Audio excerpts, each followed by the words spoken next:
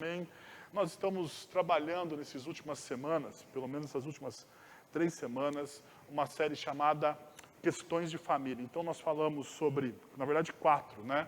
Porque nós falamos dois domingos nós falamos sobre mulheres. Então nós falamos sobre a questão dos homens, a questão das mulheres, e agora nós trabalhamos a questão dos filhos, e agora, nesse domingo, nós vamos trabalhar a questão dos pais. Porque no texto base que nós estamos usando, que é Efésios capítulo 6, verso 4, Paulo vai falar sobre a questão da educação de filhos. E ele diz o seguinte: pais, não irritem seus filhos, antes criem-nos segundo a instrução e o conselho do Senhor.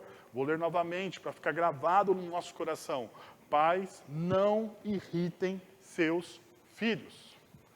Antes, criem-nos segundo a instrução e o conselho do Senhor. Daí, quando eu estava lendo esse texto, 2 perguntas me vieram à cabeça. Primeiro, o que significa o não irritem?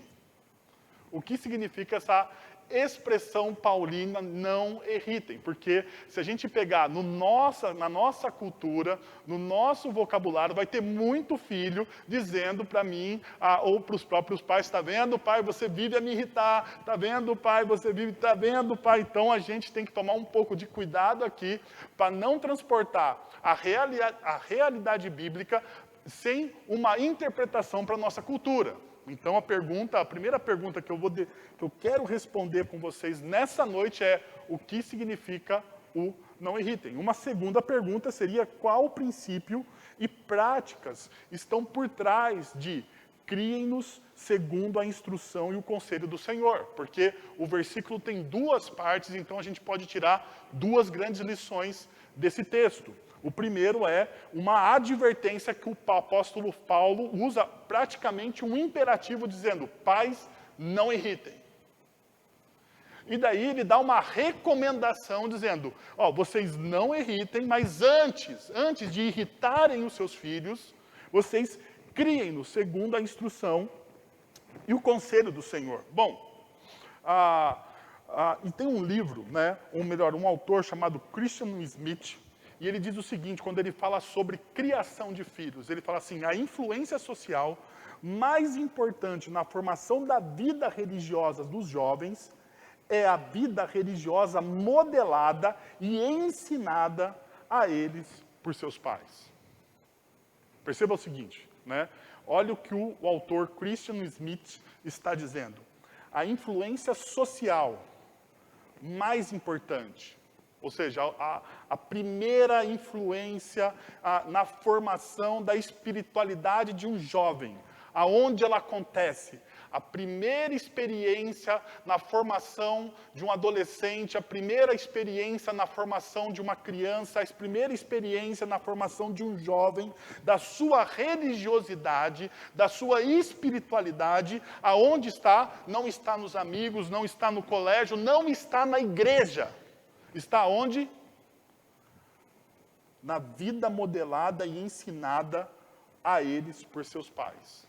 Ou seja, aquilo que os pais creem, a forma com que os pais creem, a forma com que os pais leem as Escrituras, a forma com que os pais praticam as Escrituras, faz com que essa prática vaze para a vida dos seus filhos. Então, a primeira experiência modeladora de espiritualidade na vida de crianças, adolescentes e jovens é responsabilidade dos seus pais. Um instituto chamado Grupo Barna, na verdade é um grupo, né? Um grupo é uma empresa que faz pesquisas nos Estados Unidos, e boa parte das pesquisas que esse Grupo Barna faz nos Estados Unidos está ligado à religião. E uma das pesquisas que eu estava olhando é 6 razões pelos quais os jovens cristãos deixam a igreja. Né? E ele cita 6 razões muito interessantes. Depois você pode entrar no site. O site está em inglês, mas você não deve ter dificuldade aí com Google Tradutor ou outras coisas, que você vai conseguir ler os artigos tranquilamente. E lá, entre os artigos que falam sobre jovens e as pesquisas que falam sobre jovens, existe esse artigo que fala, são 6 razões pelos quais os jovens deixam a igreja. E uma dessas razões, eu vou citar simplesmente uma dessas razões essa noite, você pode depois entrar no site e procurar as outras 5 razões, né? Mas a segunda razão é a experiência de adolescentes e jovens do cristianismo é superficial. Eu gostaria de juntar esse resultado da pesquisa com a fala do Christian Smith. Porque perceba o que diz o texto dessa pesquisa. A experiência de adolescentes e jovens do cristianismo é superficial, ou a experiência de adolescentes e jovens cristãos é superficial. 1/3 disse que a igreja é chata. 1/3, 31% dos jovens pesquisados, disse assim, a igreja é chata. 1/4 desses jovens disse que a fé não é relevante para a minha vida, para a minha carreira ou interesses. A fé não é relevante para a minha vida, para a minha carreira e para os interesses. 24%. E que a Bíblia não é ensinada com clareza ou frequência suficiente. Ainda diz, infelizmente, 1/5 desses jovens que frequentam uma igreja na adolescência, disse que Deus parece estar ausente da minha experiência na igreja. Uau! E por que eu estou fazendo a junção dessa pesquisa, que pergunta por que jovens cristãos saem da igreja? E aí fala do Christian Smith, dizendo que a experiência primária modeladora do jovem cristão é a experiência religiosa dos seus pais. Porque muita dessa superficialidade que esses jovens têm, começa onde? Nos seus lares. Começa nos seus lares. Eu acho que uma das coisas que mais marca a vida de um jovem, ou de um jovem cristão, vamos fazer um recorte aqui. As coisas que mais marcam a vida de um jovem cristão é a forma como seu pai expressa a sua espiritualidade. E eu vou contar então uma experiência minha. Quando eu morava com os meus pais, não foram poucas as vezes que eu cheguei tarde da noite em casa, quase que de madrugada, né, porque saía com os meus amigos, e pessoas da igreja, não estava fazendo nada de errado, fique tranquilo, eu tive uma experiência com Jesus, Jesus me encontrou na minha história aos 15 anos de idade, então eu não tive tempo de fazer tantas coisas erradas e ter um testemunho assim, que ele fez coisas erradas e depois veio para o evangelho. Não, eu não tenho esse tipo de história. Mas é o seguinte, muitas das vezes que eu chegava em casa, eu via o meu pai, ou melhor, eu ouvia o meu pai orando do banheiro da suíte do quarto dele.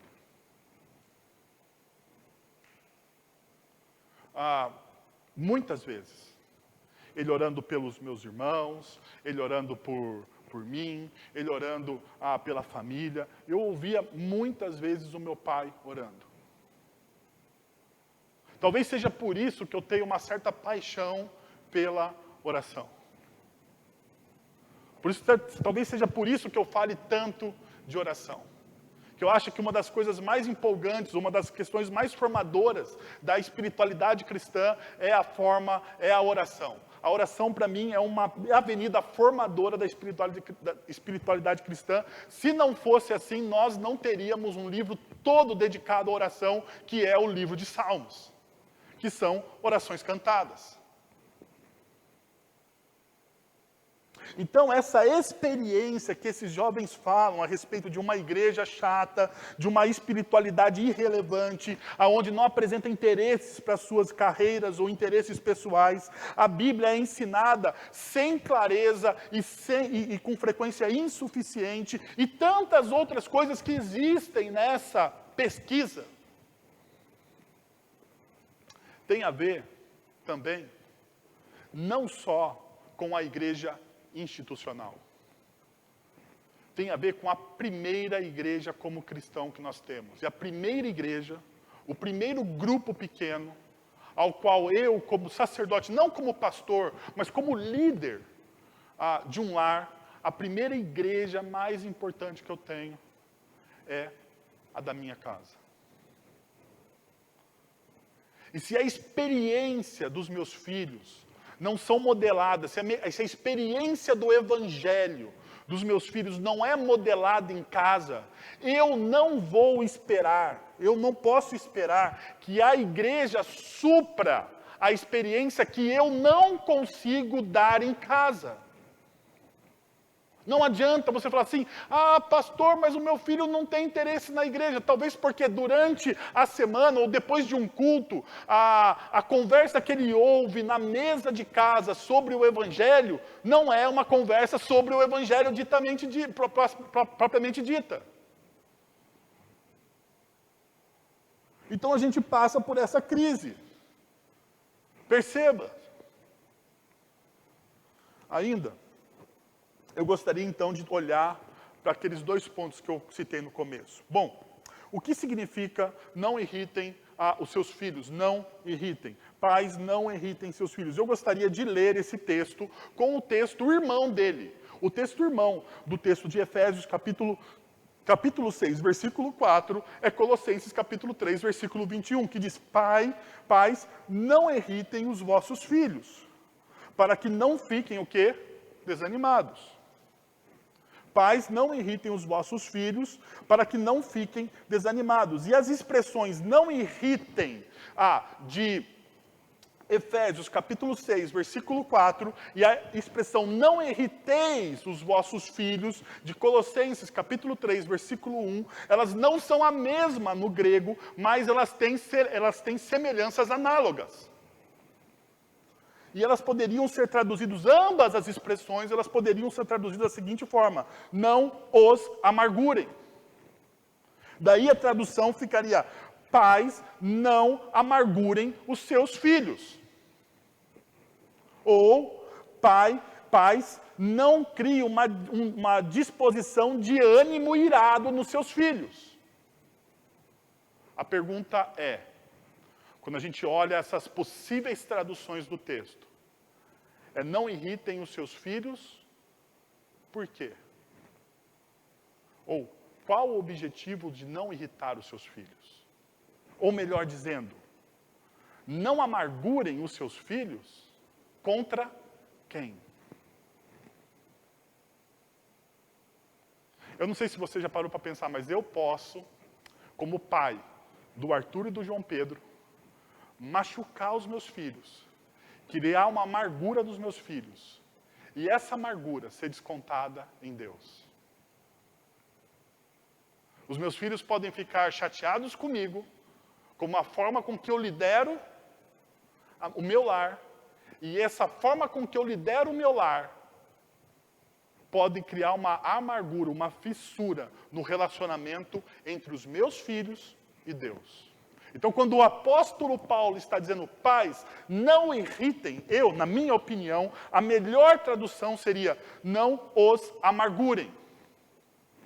Não crie amargura nos seus filhos. A pergunta é, qual a consequência dessa amargura? Perceba, Colossenses capítulo 3, versículo 21, nos dá a consequência dessa amargura, para que não fiquem o quê? Desanimados. Desanimados com o quê? Com a fé cristã. Com a fé cristã. Eu posso me tornar uma pedra de tropeço para o meu filho. Eu não sei se você já parou para pensar nessa possibilidade. Talvez como cristão você nunca parou para pensar, porque nós estamos tanto envolvidos com tantas coisas e a gente não para para fazer pequenas e simples reflexões da nossa espiritualidade. Mas eu posso me tornar uma pedra de tropeço para o meu filho, na sua espiritualidade. A forma com que eu testemunho do Evangelho pode se tornar uma pedra de tropeço para o meu filho. O meu filho acabar abandonando a fé ou deixando a fé por causa disso.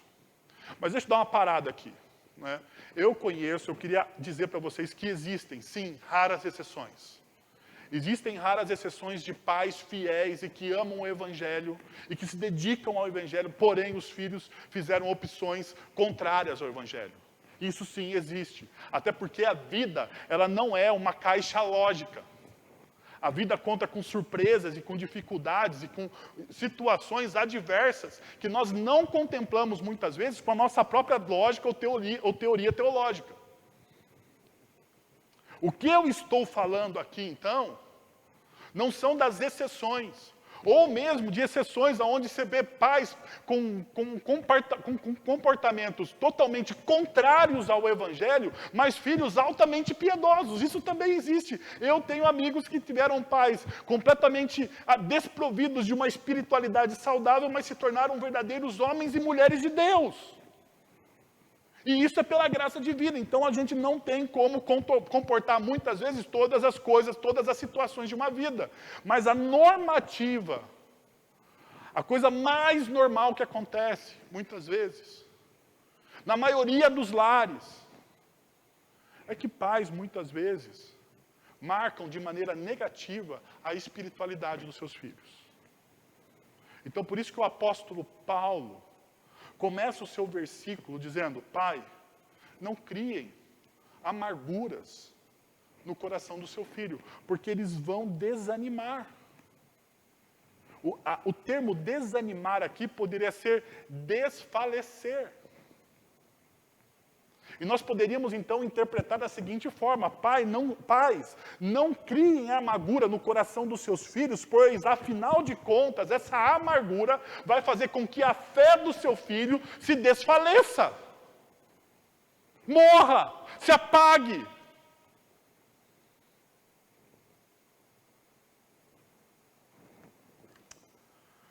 Pensando nisso, qual é o tipo de amargura que cria o desânimo? Eu fiquei pensando, e eu juro para vocês, eu fiz uma lista de coisas. Uma lista. Mas eu não vou botar essa lista aqui, porque tinha 6 ou 7 coisas assim que eu fiquei pensando, que eu li em livros, que eu vi em artigos, coisas que desanimam as pessoas por causa da amargura, coisas psicológicas, coisas. Eu falei, nossa, eu vou botar uma lista gigante. Mas enquanto eu criava essa lista gigante, Deus falou ao meu coração.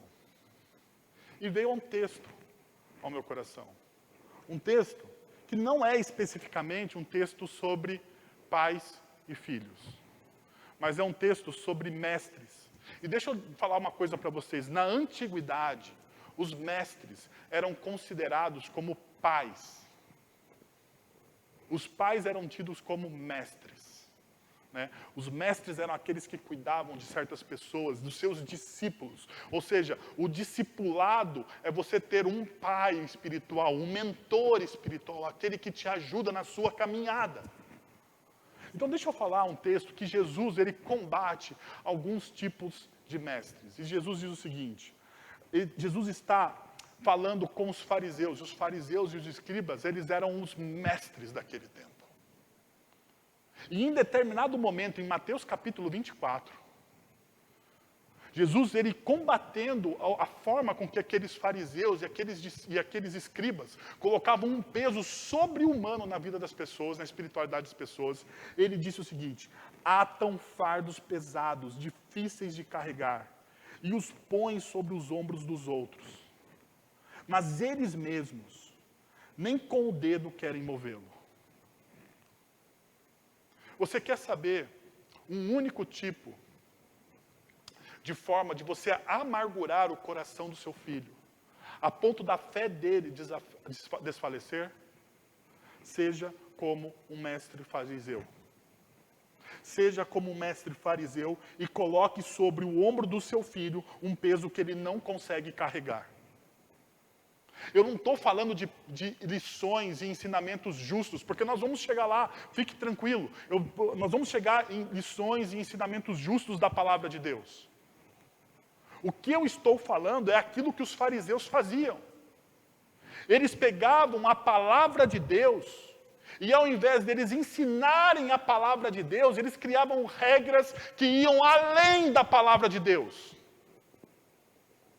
Eles criavam regras para cumprir a própria palavra de Deus. Por exemplo, uma das regras que você sempre vai ver ou citar, nos dias de sábado não poderia fazer absolutamente nada. Um fariseu no dia do sábado, ele tinha uma regra que você não poderia trabalhar, né? Na verdade é um mandamento do Senhor. Daí um fariseu preocupado em cumprir o mandamento do Senhor, de não guardarás o sábado, ele diz o seguinte: eu só posso dar 150 passos em um sábado. Mais do que 150 passos é esforço desnecessário ou é trabalho. E então eu vou estar quebrando o dia do Senhor. Agora conte uma coisa. Como você vive com 150 passos em um dia? Como isso se torna pesado e muitas vezes incumprível. Você não consegue cumprir aqui aquela lei, porque você fala assim, não, você vai fazer isso para adorar o Senhor, mas quando você olha a lei, você fala, não tem como fazer. E a única coisa que você cria é um coração hipócrita. Então, um grande problema da espiritualidade familiar, quando nós estamos falando de pais e filhos, é que os nossos filhos conhecem as nossas hipocrisias. Os nossos filhos conhecem os nossos defeitos, os nossos filhos sabem as nossas sombras, porque eles estão nas nossas casas e olham os nossos testemunhos por trás dos bastidores da nossa vida. E essa é a realidade. Então a pergunta que eu queria fazer é, quantas vezes, como pai, estou falando comigo, quantas vezes como pai as minhas atitudes são como a de um mestre fariseu, exigindo coisas que estão além da palavra de Deus.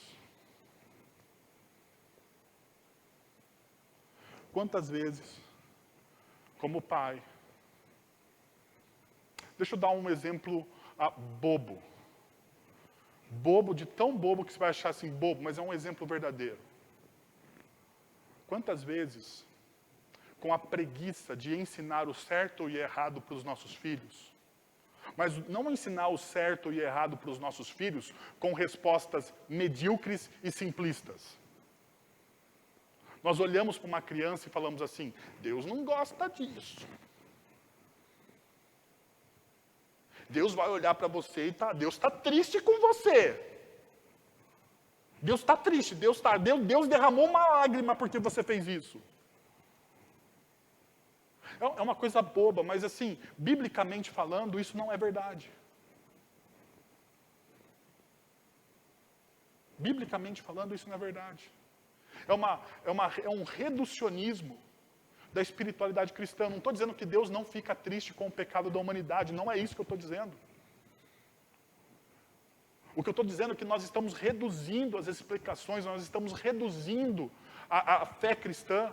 E quando nós reduzimos a fé cristã, nós perdemos a profundidade dessa fé e nós criamos uma espiritualidade hipócrita. E por isso que Jesus diz em Mateus 24 para os fariseus, vocês estão criando uma espiritualidade hipócrita. Ele continua dizendo nesse texto, se você pega os versículos abaixo do versículo 4, você vai falar assim, Jesus fala, olha, os fariseus, eles não entram no reino dos céus e eles impedem os outros de entrarem. Porque é uma espiritualidade hipócrita, reduzida.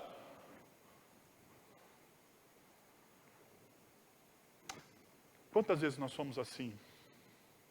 Nessa noite eu quero convidar você, como pai, assim como eu sou pai, a ter uma atitude de humildade diante do Senhor e pedir perdão para os nossos filhos. Mas pedir perdão primeiro para Deus, porque Deus nos deu os filhos, e a Bíblia nos ensina isso, que Deus nos dá os nossos filhos como herança. Os filhos são a herança do Senhor. A primeira bênção que Deus dá para um casal são os filhos. Os filhos são as bênçãos de Deus, é a herança de Deus. Existe um legado espiritual. Quando Deus chama Abraão, ele fala, eu vou fazer de você uma grande nação. E Deus promete o que para Abraão? Filhos.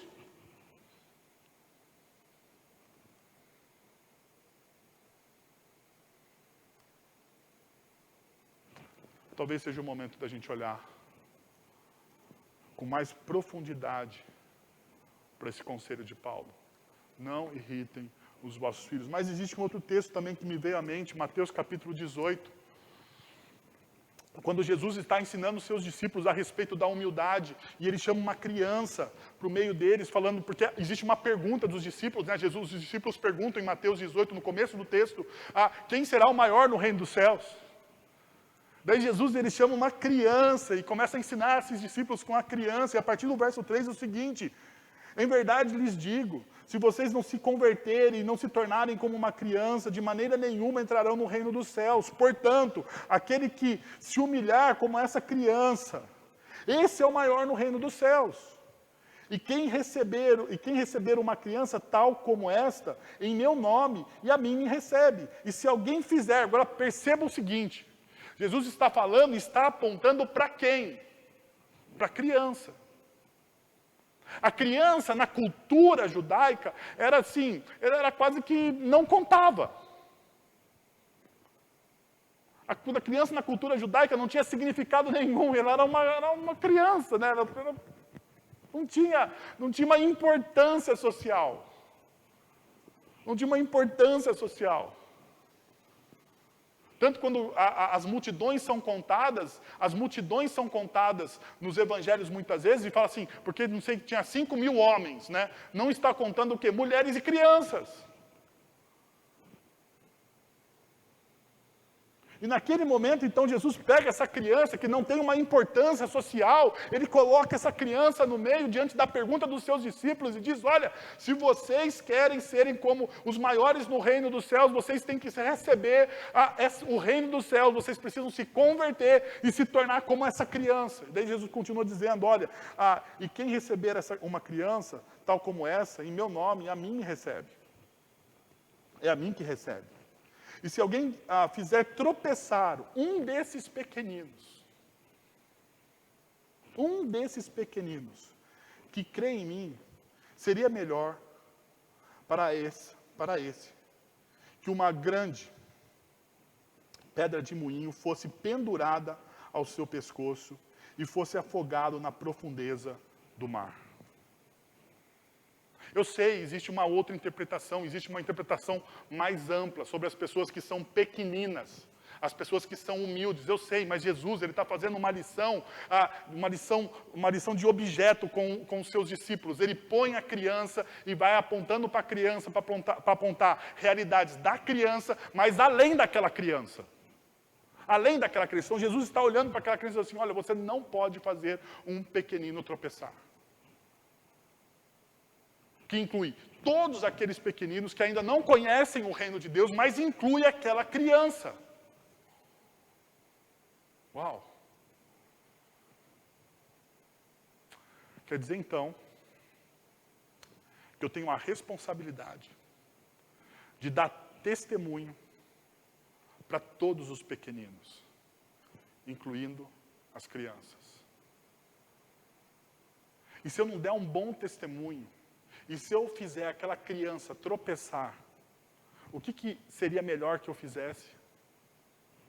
Seria melhor que eu colocasse uma corda no meu pescoço e amarrasse em uma pedra de moinho e jogasse no mar.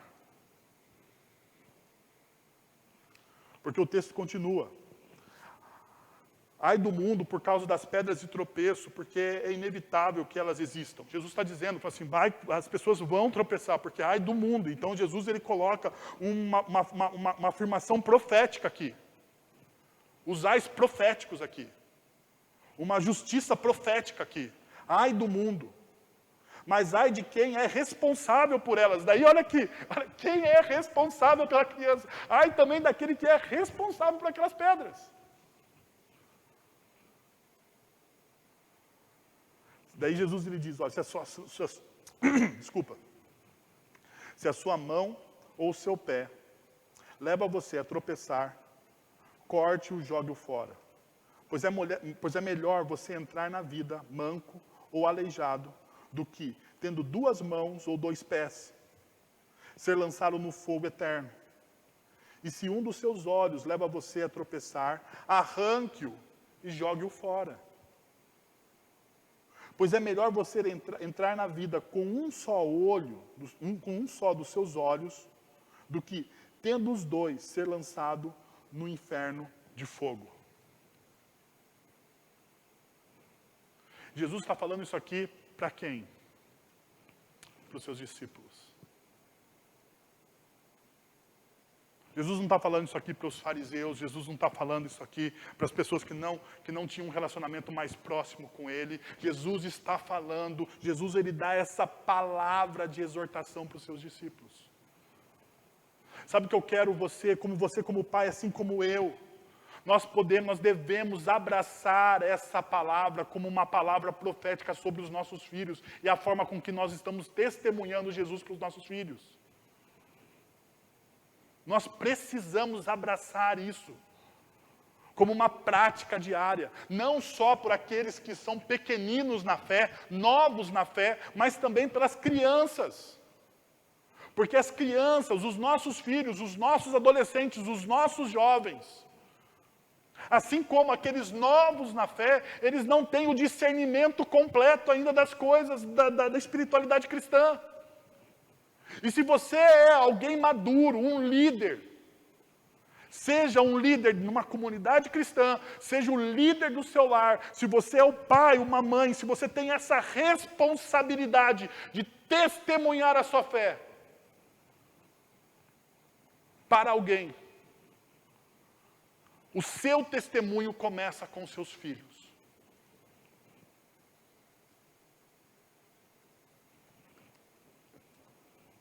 Mas eu disse que nós trabalharíamos 2 verdades. A segunda verdade, ou o segundo princípio que eu queria tirar desse versículo é princípios e práticas do criem-nos. Porque diz o texto, antes, criem-nos segundo a instrução e o conselho do Senhor. Isso não está em Colossenses. Então, a pergunta é, de onde Paulo está tirando esse criar? Criem seus filhos segundo a instrução e o conselho do Senhor. Essa ideia de criar aqui, ou melhor, essa palavra criar tem a ver com nutrir.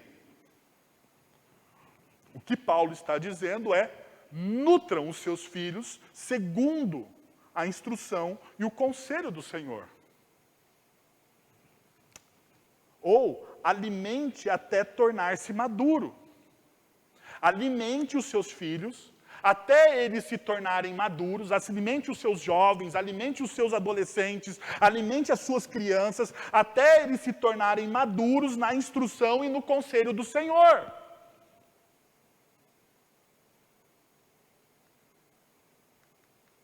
Não é a ideia de simplesmente criar, mas é uma educação com um propósito, uma educação intencional. Intencional aonde? Intencional em ensinar. Ensinar o quê? Ensinar os conselhos e as instruções do Senhor. É lógico, Paulo, nesse momento da história, ele está olhando para qual texto bíblico? Ele não está olhando para os evangelhos, ele não está olhando para as cartas que ele está escrevendo, ele não está olhando para Atos dos Apóstolos, nem pelas cartas de Pedro, muito menos para Apocalipse. Paulo está olhando não para o Novo Testamento, mas Paulo está olhando para aquilo que nós chamamos na nossa espiritualidade cristã de Antigo Testamento, ou o livro da Antiga Aliança. Porque ali existem instruções claras a respeito do quê? De como você deve criar os seus filhos. E uma desses textos seria o texto de Deuteronômio. Deixa eu ver. Bom, deu uma pulada aqui, não sei porquê, mas é o texto de Deuteronômio, capítulo 6, versículos de 5 a 7, que diz o seguinte: ame o Senhor, o teu Deus, de todo o coração, de toda a sua alma e de todas as suas forças. que todas essas palavras que hoje lhe ordeno estejam em seu coração. Ensine-as com persistência a seus filhos. Converse sobre elas quando ele estiver sentado em casa, quando estiver andando pelo caminho, quando se deitar ou quando se levantar. Ensine, instrua. Perceba, mas como o texto começa dizendo, ame o Senhor, o seu Deus, de todo o seu coração, de toda a sua alma e de toda a sua força. Como pai, preciso ter todas as áreas da minha vida permeadas com o amor de Deus. Esse é o primeiro princípio. Como pai, eu preciso ter todas as áreas da minha vida permeadas com o amor de Deus. Porque perceba, ele diz, ame o Senhor. Como eu amo o Senhor? Eu amo o Senhor com todo o meu coração. E o coração, na cultura judaica, ele é o centro de todas as emoções. Ele é o centro. Na cultura judaica, não é a cabeça, não é o pensamento. O centro de todas as emoções, de todos os planos, é o coração. O coração é o centro da vida humana. E daí Moisés, escrevendo Deuteronômio, diz o seguinte, olha, se você vai amar a Deus, você tem que amar a Deus com o centro da sua vida. Com toda a sua alma, ou seja, a alma, o nefesh de Deus, aquilo que Deus cria em Gênesis capítulo 2 e 3, 1 e 2. E aquilo que Deus cria é essa alma vivente. É esse sopro de Deus. Você ama a Deus com toda a sua alma, com tudo aquilo que você é. Você ama a Deus com todas as suas forças. Como pai, eu preciso ter todas as áreas da minha vida permeadas com o amor de Deus. Ainda o texto diz o seguinte, que todas essas palavras que eu lhe ordeno estejam em seu coração. Eu devo ser o exemplo de obediência e submissão ao que Deus fala à minha família. Quem é o primeiro exemplo de obediência e submissão a Deus? Quando Deus fala à família? Os pais. Os pais precisam ser fonte de inspiração para os seus filhos. Fonte de inspiração, de obediência, de submissão à palavra de Deus. O meu filho precisa perceber que as coisas que eu faço por submissão a Deus, por amor a Deus, por entrega a Deus, por paixão a esse Deus que me salvou em Cristo Jesus. Eu preciso fazer dessa forma.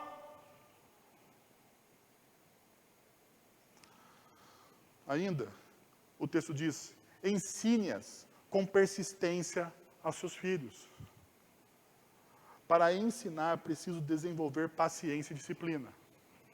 Porque persistência aqui, persistência tem a ver com essas duas palavras. Persistência, você precisa ter paciência. Se você não tiver paciência, você não é uma pessoa persistente. Para ensinar uma criança, você precisa ter paciência. Para ensinar um jovem, você precisa ter paciência. Por quê? Porque eles vão cometer erros. Porque eles terão dúvidas. Porque é natural, eles vão falar bobagens. E você vai achar aquilo que é bobagem. Mas você não pode falar que aquilo é bobagem. Você tem que ter reverência pelo aquilo que ele está falando.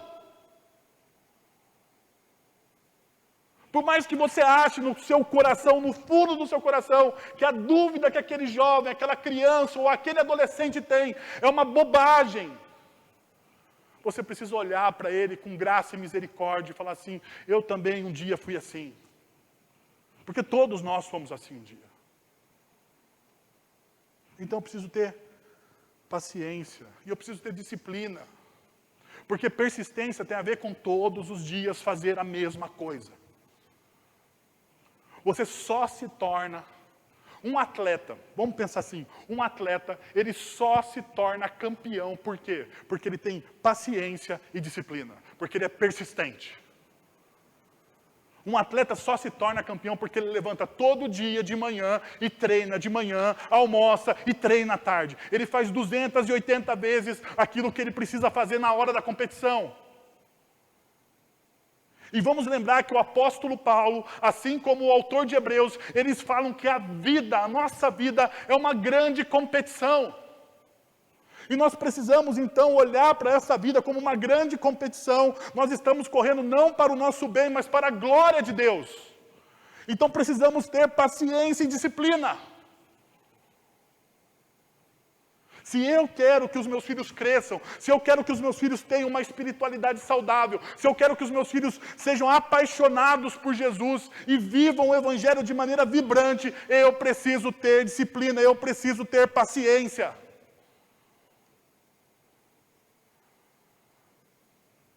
Por último, o texto diz: converse sobre elas, sobre essas coisas, sobre a palavra, sobre os ensinos, sobre tudo aquilo que Deus ordena. Converse sobre elas quando você estiver sentado em casa, quando estiver andando pelo caminho, quando se deitar e quando se levantar. Desenvolva relacionamentos profundos, sustentados pela palavra de Deus. Desenvolva relacionamentos profundos. Sabe qual que é um grande mal do nosso tempo? Nós temos poucas, eu vou ser redundante no ponto que eu falei acima, mas para você desenvolver relacionamentos profundos, você tem que ter paciência para ouvir as pessoas. Você tem que ser persistente. Para desenvolver relacionamentos profundos, você tem que gastar tempo com essa pessoa. E o maior valor, a coisa que mais valor nós damos hoje na vida é tempo. Nós não queremos perder tempo com absolutamente nada.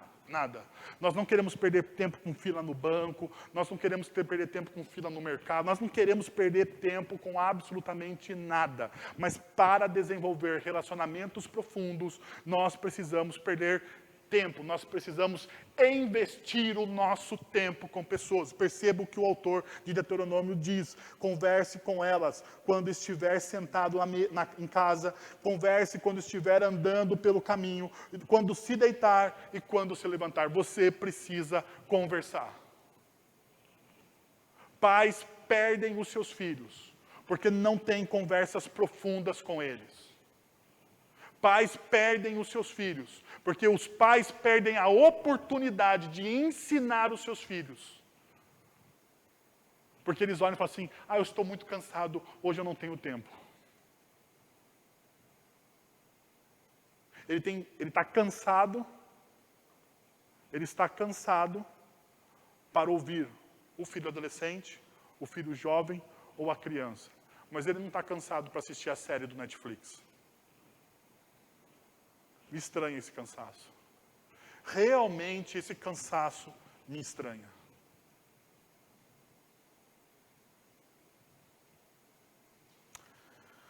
Diante de tudo que eu falei, eu gostaria de convidar você a uma única coisa. Pais, restabeleçam uma relação de cuidado, influência e autoridade sobre os seus filhos. Olhando para Efésios, capítulo 6, versículo 4, você tem todas essas esferas. Estabelecer uma relação de cuidado, influência e autoridade com os seus filhos. Eu gostaria muito de convidar você neste momento a orar sobre tudo o que nós refletimos nessa noite. Pai, nós estamos na Tua presença, Senhor, e nós sabemos que a Tua palavra fala de maneira extraordinária ao nosso coração. O Senhor nos enche, ó Deus, com a ação do Teu Santo Espírito, Pai, para a glória do Teu nome. Nós queremos nos curvar diante do Senhor, ó Deus, e reconhecer os nossos pecados, as nossas falhas, as nossas dificuldades. O nosso egoísmo, Pai, que permeia a nossa vida. Como a nossa geração, ó Deus, se tornou uma geração egoísta.